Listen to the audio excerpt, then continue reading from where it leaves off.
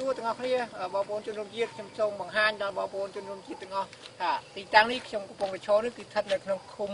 មានរិទ្ធស្រុកសំណាងខេត្តកំពង់ធំនេះគឺជាដីដែលរដ្ឋាភិបាលបានបង្គោលបានធ្វើសម្បទានទៅឲ្យក្រុមហ៊ុនបរទេសហើយនេះគឺជាសកម្មភាពដែលកំពុងនឹងដុតបំផ្លាញព្រៃឈើกับបំផ្លាញព្រៃឈើថ្មីហើយកំពុងតែឆេះនៅខាងក្រៅខ្ញុំនេះរាប់សិបហិកតាដែលរដ្ឋាភិបាលបានបង្គោលដីសម្បទានទាំងនេះទៅឲ្យក្រុមហ៊ុនបរទេសដូច្នេះបងប្អូនជនរួមជាតិ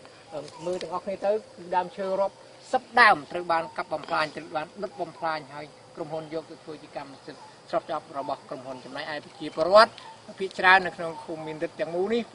មានដីធ្លីគ្រប់គ្រាន់សម្រាប់ធ្វើស្រែចម្ការទាំងទេហើយថែមទាំងមិនមានលទ្ធភាពក្នុងការទទួលផលប្រយោជន៍អំពីព្រៃឈើទាំងអស់នេះផងប៉ុន្តែផ្ទុយទៅវិញក្រុមហ៊ុនបែរជាដុតធ្វើការដុតបំផ្លាញព្រៃឈើរាប់សិបដើមនេះទៅវិញសូមបងប្អូនជនរួមជាតិនៃការទេសនាទាំងអស់គ្នាតាមរូបភាពដែលខ្ញុំបានបង្ហាញជូននេះបាទ